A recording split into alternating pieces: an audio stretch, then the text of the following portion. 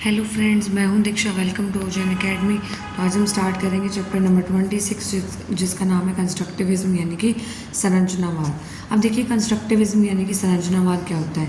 देखिए, संरचनावाद क्या होता है। अधिगम के लिए यह एक ऐसा दृष्टिकोण है जो कि मानता है कि लोग सक्रिय रूप से निर्माण करते हैं। मतलब चाइल्ड अगर एक्टिव है तो अपना नॉलेज इंक्रीज कर सकता है ईजिली, ठीक है, या अपना ज्ञान बनाते हैं और वास्तविकता शिक्षार्थी के अनुभव से निर्धारित होती है, ठीक है। अब देखिए, लर्नर्स इसमें कंस्ट्रक्टिविज्म यानी कि संरचनावाद में क्या होता है कि learners build new knowledge upon the foundation of previous learning, ठीक है। तो जो लर्नर्स हैं वो नई नॉलेज को बिल्ड करते हैं प्रीवियस लर्निंग के बेसिस पे। और ये जो संरचनावाद है, ठीक है, कंस्ट्रक्टिविज्म है, ये एक चाइल्ड सेंटर्ड प्रोसेस है, ठीक है। तो सोशल कंस्ट्रक्टिविस्ट सामाजिक संरचनावादी किसे कहा जाता है, ब्रूनर को। और कोग्निटिव कंस्ट्रक्टिविस्ट यानी कि संज्ञानात्मक संरचनावादी किसको माना जाता है, जीन पियाजे को, ठीक है। अब देखिए, टीचर का क्या रोल होता है संरचनावाद में, ठीक है।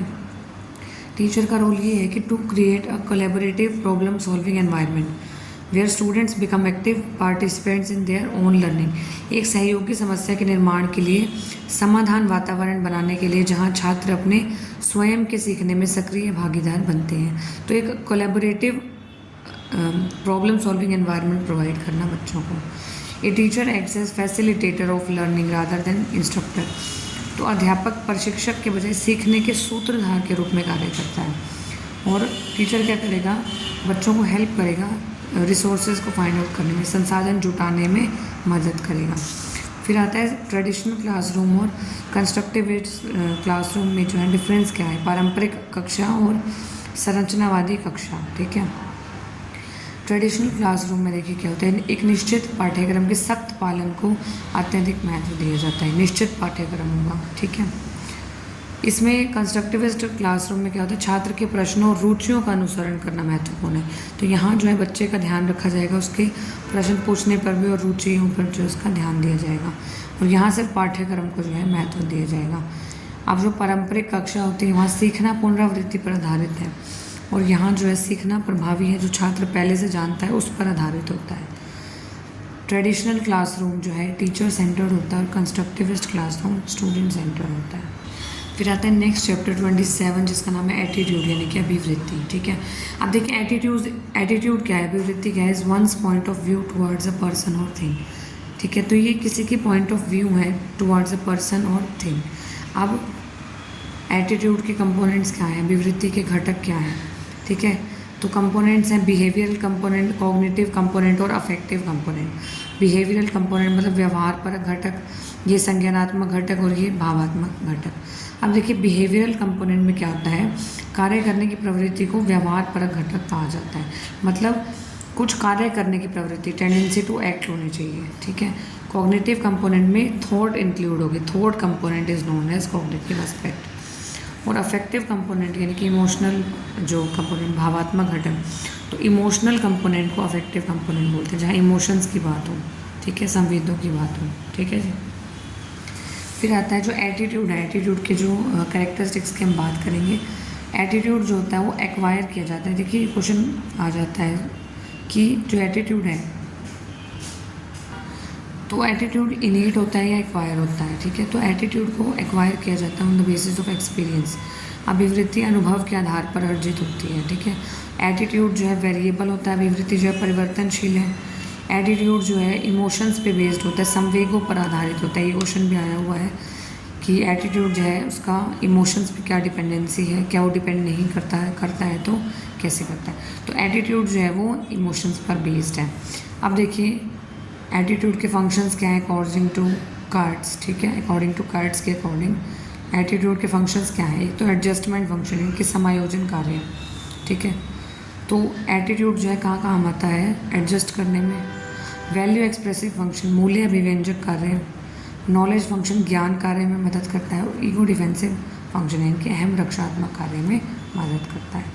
तो नेक्स्ट है चैप्टर नंबर 28, ठीक है, जिसका नाम है इंटरेस्ट एंड एप्टीट्यूड, रुचि एवं अभिरुचि, ठीक है। अब देखिए, सबसे पहले हम बात करेंगे इंटरेस्ट की, फिर बात करेंगे एप्टीट्यूड की, ठीक है। सबसे पहले रुचि की बात करेंगे। क्रो एंड क्रो के अकॉर्डिंग इंटरेस्ट को देखिए, इंटरेस्ट क्या होता है? Interest may refer to the motivating force that impels us to attend to a person, a thing or an activity. मतलब इंटरेस्ट क्या होता है? इंटरेस्ट क्या होता है? एक मोटिवेटिंग फोर्स है जो इम्पेल करता है किसी भी पर्सन को, ठीक है, कोई भी चीज़ अचीव करने में, ठीक है। अब जो इंटरेस्ट होता है, अब ये मैंने बताया था, ये आपको याद रखने हैं। जैसे हमने एटीट्यूड किया था, एटीट्यूड क्या था? एक्वायर किया जाता था। कुछ भी पूछ लेता है कि ये इनेट है या एक्वायर किया जाता है, तो एटीट्यूड को जो है एक्वायर किया जाता है। और इंटरेस्ट जो होता है, इंटरेस्ट वो इनेट भी हो सकता है, एक्वायर भी हो सकता है। रुचियाँ जन्मजात भी होती हैं, अर्जित भी होती हैं, ठीक है। इंटरेस्ट जो है वो इंट्रिंसिक और एक्सट्रिंसिक होता है और कभी भी परमानेंट नहीं होता इंटरेस्ट। रुचि हमारी बदलती रहती है। इंटरेस्ट जो है वो स्पेसिफिक होता है, ठीक है, यानी कि जो रुचि है वो विशिष्ट होती है। अब है टाइप ऑफ इंटरेस्ट, ठीक है। इंटरेस्ट के टाइप होते हैं इंट्रिंसिक और एक्सट्रिंसिक, आंतरिक रुचि और बाह्य रुचि, ठीक है। अब जो आंतरिक रुचि है यह गतिविधि से जुड़ा होता है बिना किसी बाह्य अभिप्रेरक के, तो एक्सट्रिंसिकली कुछ भी अवेलेबल नहीं होगा आंतरिक अभिरुचि में, ठीक है।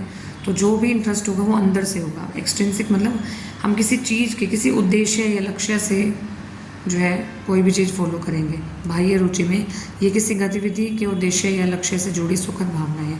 एक तो देखो जिसका पढ़ने का मन करता है अंदर से, एक जो है कि पापा ने कहा या मम्मी ने कहा है कि पढ़ना है नहीं तो मार पड़ेगी, तो वो एक्सट्रिंसिक हो गया कि बाहरी रुचि से कर रहे हैं।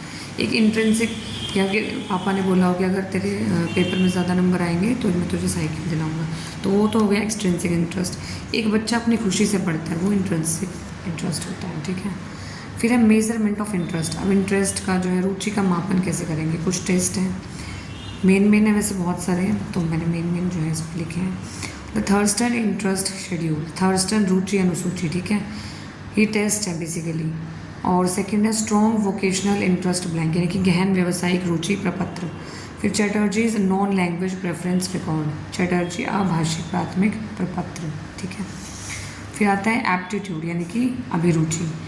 अब एप्टीट्यूड क्या होता है? It is the ability to perform an activity और टास्क, कोई भी एक्टिविटी या टास्क को परफॉर्म करने की योग्यता अभिरुचि होती है। It is the result of heredity and environment, heredity और एनवायरनमेंट दोनों इंक्लूड होते हैं इसमें।